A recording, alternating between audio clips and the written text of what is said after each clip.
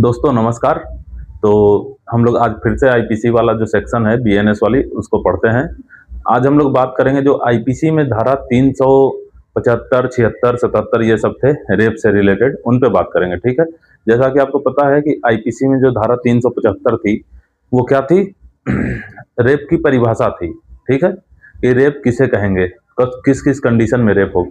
और 76 में जो है क्या थी? सजा थी। ठीक है, तो हम लोग उस पर बात करते हैं।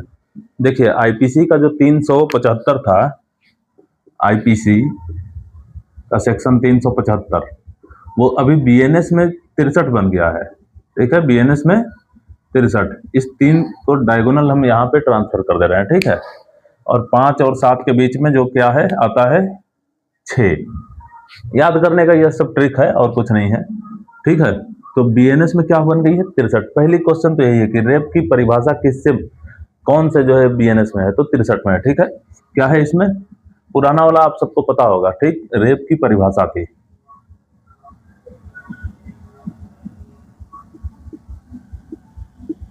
ठीक है, कि रेप किसको कहेंगे। देखिए जनरली इसमें जो है 7-8 पॉइंट है, वो सब बताना जो है भी बस बता देता हूँ, लिखना कोई मतलब नहीं है। समझिए कुछ चीजें तो आप खुद ही जानते होंगे, जैसे कि किसी भी लड़की के इच्छा के विरुद्ध, ठीक है, उससे शारीरिक संबंध बना लेना। ठीक है, बिना सहमति के उससे शारीरिक संबंध बना लेना। बिना सहमति का मतलब फोर्सफुली हो जाएगी। ठीक है, या फिर अगर इच्छा है भी उसकी तो बंदूक की नोक पे हो, या फिर जो है किसी अन्य डर की वजह से हो।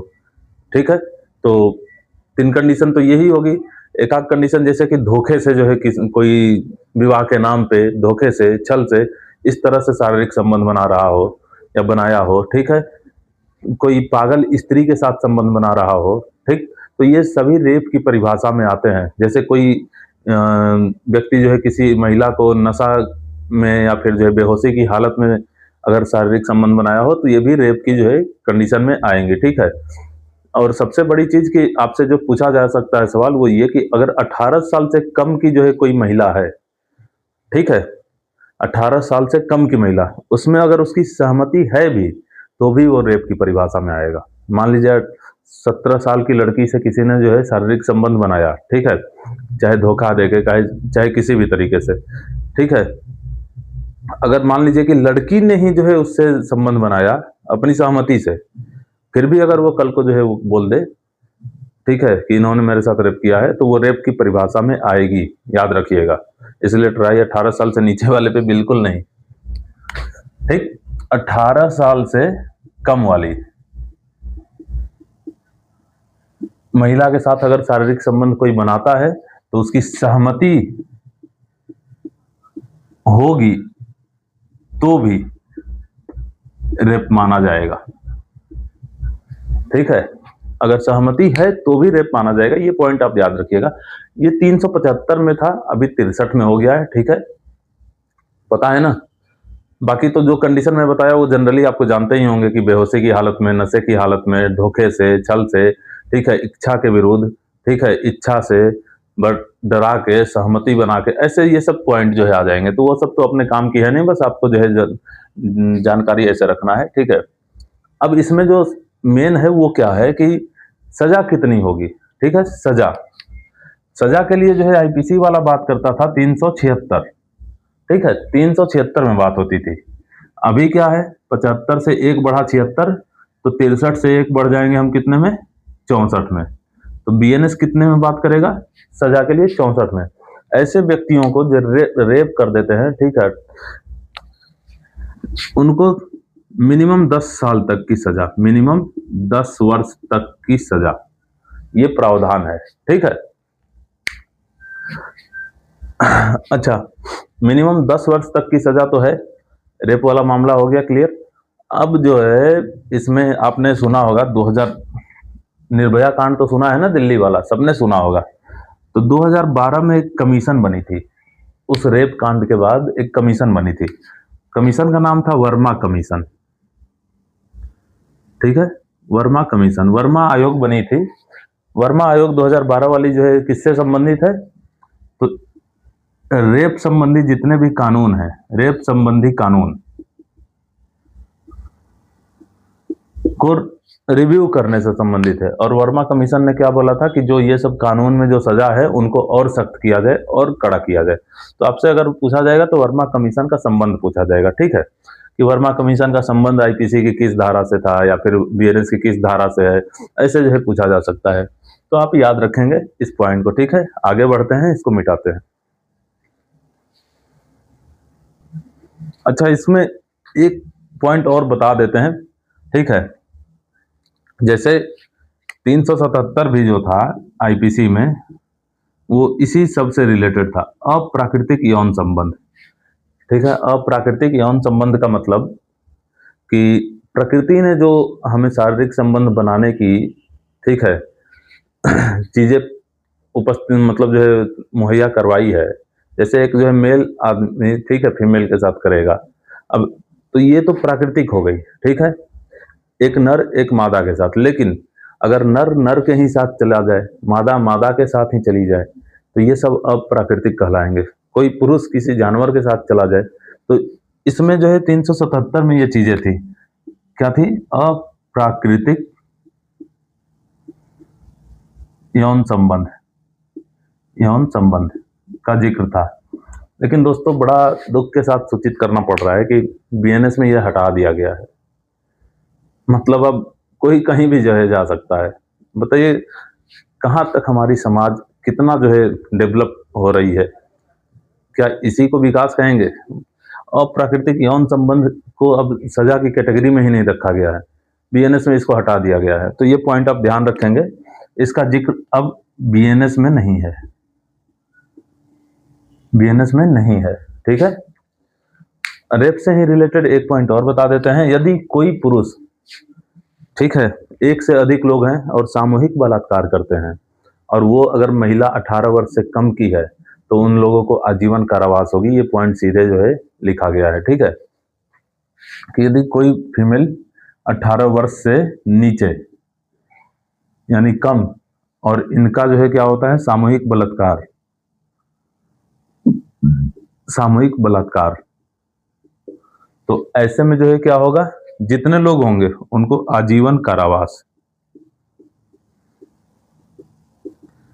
अब बहुत लोग बोलते हैं कि क्यों नहीं मृत्यु दंड दे दिया जाता है। तो आदमी जो भी क्राइम किया है, अगर उसको मृत्यु दंड दे ही दी गई, तो फिर वो भुगतेगा क्या? वो तो जो है तुरंत अपना जो है जीवन से मुक्ति पा गया एक तरह से। तो उसको आजीवन कारावास दीजिए, बाहर की दुनिया से पूरा कट गया।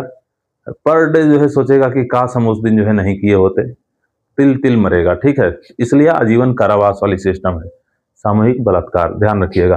तो ये सभी पॉइंट आप बिल्कुल ध्यान रखेंगे, हर एक चीजें जो है बहुत इंपॉर्टेंट है, ठीक है। देखिए अगला पॉइंट है उद्दापन, एक्सटॉर्शन, ठीक है। अब इसमें धारा हमको जो है बहुत ध्यान रखने की जरूरत नहीं है। अभी यहाँ ध्यान रखिएगा, एक्सटॉर्शन कहते किसे हैं? उद्दापन। उद्दापन का मतलब, अगर कोई व्यक्ति किसी दूसरे व्यक्ति को, ठीक है, इस बात का डर दिखाता है और इन डर से वो व्यक्ति अपना संपत्ति या सामान उस व्यक्ति को दे देता है, तो इस चीज को उद्दापन कहते हैं, ठीक है, एक्सटॉर्शन। तो क्या है, अगर कोई व्यक्ति किसी को इस बात का डर दिखाए, कौन सा बात, कि उसे चोट पहुंचाएगा वो, या तो उसे मार सकता है, या तो उसे किसी तरह का ब्लैकमेल किया जाए, ठीक है, या फिर बोला जाए कि तुम्हारे बेटे को मार देंगे, तुम्हारी बीवी को मार देंगे, यानी उसके किसी अपने करीबी को मारने की या चोट पहुंचाने की बात की जाए। अगर इन परिस्थितियों में डर के, चाहे इनसे जो है प्रभावित होके, भयभीत होके दूसरा वाला व्यक्ति अपनी सामान या संपत्ति सामने वाले को दे देता है, तो इसको कहते हैं एक्सटॉर्शन, ठीक है। अब देखिए अगला पॉइंट है लूट। लूट जब हम आपको बता देंगे, तो फिर हम बताते हैं आपको कि उद्दापन और जो है लूट में क्या अंतर है। लूट को हम लोग बोलते हैं रॉबरी, ठीक है। तो लूट जो है क्या होती है कि जब चोरी किया जाए और चोरी करते समय किसी व्यक्ति को मारा जाए या उसे चोट पहुंचाया जाए, ठीक है, या फिर जान से मारने की धमकी दी जाए, या फिर तुरंत डर पैदा किया जाए, और इन सब कारणों से चोरी हो जाए, ठीक है। किसी के घर में घुसे, ठीक है, उसको मारे, ठीक है, पीटे, धमकी दिए, जो भी करें, और चोरी कर लिए, तो इसको बोला जाएगा लूट। लूट में जो है क्या है, चोरी में तो जो है नॉर्मली चोरी हो गई, संपत्ति चली गई, लेकिन लूट जहां आ गया तो चोरी के साथ हिंसा भी करना हो गया, ठीक है, या हिंसा करने का प्रयत्न करना। तो इसको बोला जाएगा लूट। ये पॉइंट याद रखिएगा, ये जितने मैंने जो है पॉइंट यहाँ पे नोट किया हुआ है ये याद रखिएगा, ठीक है। अच्छा, उद्दापन में क्या है कि किसी को डराया धमकाया जाएगा, तो वहां पे जो है मौजूदगी जरूरत नहीं है, लेकिन यहाँ पे जो है क्या व्यक्ति को मौजूदगी जरूरत है, यानी जो चोरी करने आया है भाई सामने कोई मिल गया तो उसको डराने धमकाने लगेगा, तो वो मौजूदगी हो गई। लेकिन जब किसी को उद्दापन किया जाता है, यानी कि जो है एक्सटॉर्शन किया जाता है, तो फोन पे भी हो सकती है, किसी दूसरे के माध्यम से भी हो सकती है, ये चीज ध्यान रखिएगा, ठीक है। अच्छा, इसमें एक पॉइंट और बता देते हैं, उसके बाद इसको मिटाते हैं। एक टर्म है डकैती। डकैती आपने पुरानी मूवी में गब्बर उब्बर वाला जो शोले वगैरह है उसमें देखा होगा, लोग घोड़े पे बैठ के आते थे और उनको डकैत बोला जाता था, वो लूट के जो है सामान को ले जाते थे। तो लूट का बड़ा भाई है डकैती। लूट छोटा रूप है और इससे बड़ा रूप जो है क्या है, डकैती। लूट क्या है कि जो है जब 5 से कम लोग हैं और वो चोरी कर रहे हैं तो लूट हो जाएगी। अगर 5 या 5 से ज्यादा लोग हो गए और यही घटनाओं को अंजाम दे रहे हैं, ठीक है, तब वो डकैती मानी जाएगी, ठीक है। डकैती में क्या है कि 5 या 5 से ज्यादा लोग होने चाहिए, 5 या 5 से ज्यादा लोग होने चाहिए और लूट को अंजाम दे रहे हो, तब ये जो है क्या हो जाएगी, डकैती मानी जाएगी। देखिए, डकैती के टोटल 4 चरण होते हैं और डकैती चारों चरण में दंडनीय है, यानी हर एक चरण में वैसे ही दंड मिलेगा। तो याद रखिएगा, डकैती के कितने चरण है, 4। 4 कौन कौन से हो सकते हैं? पहला तो योजना बनेगी, दूसरा लोग इकट्ठा होंगे, उसके बाद घटना को अंजाम दिया जाएगा और घटना के अंजाम देने के दौरान हत्याएं या हिंसा होगी। तो यही 4 चीजें हैं। कौन कौन से? पहला योजना बनाना, दूसरा इकट्ठा होना, तीसरा क्या हो गया, मैंने बताया, तीसरा योजना और इकट्ठा हो गया। अब घटना को अंजाम देना यानी कि लूट करना कह सकते हैं सीधे, और लूट के दौरान क्या होगा, हिंसा होगी या फिर हत्या होगी।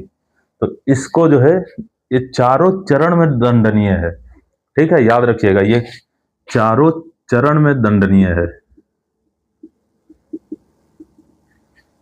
ठीक। आईपीसी की 392 एक धारा थी जो कि बहुत ही, अभी बीएनएस में भी है, वो 309 में है, बीएनएस में 309 में है, जो कि आईपीसी के जो है 392 में थी। ये डकैती से ही रिलेटेड था। अगर कोई व्यक्तियों का समूह अगर डकैती करता है और वो राजमार्ग पे हो रही है, इट मीन्स हाईवे पे, अगर हाईवे पे डकैती हो रही है और वो कब हो रही है, सूर्यास्त के बाद और सूर्योदय से पहले, यानी कि रात में कह सकते हैं, रात में अगर डकैती राजमार्ग पे हो रही है तो 14 वर्ष का सजा, वो भी कठोर। ये पॉइंट याद रखिएगा कि 14 वर्ष का कठोर कारावास मिलेगा, क्योंकि ये और जघन्य जो है क्राइम मान ली गई है कि भाई एक तो डकैती हो रही है, ऊपर से तुम सड़क पे आते जाते सभी लोग को कर रहे हो, इसका मतलब कि जो है पूरी जो सरकार की जो है व्यवस्था है उसको तुम ध्वस्त करने का काम कर रहे हो। तो डकैती अगर राजमार्ग पे हो रही है और रात के समय, तो 14 वर्ष का कठोर कारावास, ठीक है। इसको हटाते हैं, फिर आगे बात करते हैं, या फिर देखते हैं वीडियो ज़्यादा लंबी हो रही है तो और 2 वीडियो में समाप्त हो जाएगी, ठीक है। फिर मिलेंगे अगले वीडियो में, धन्यवाद।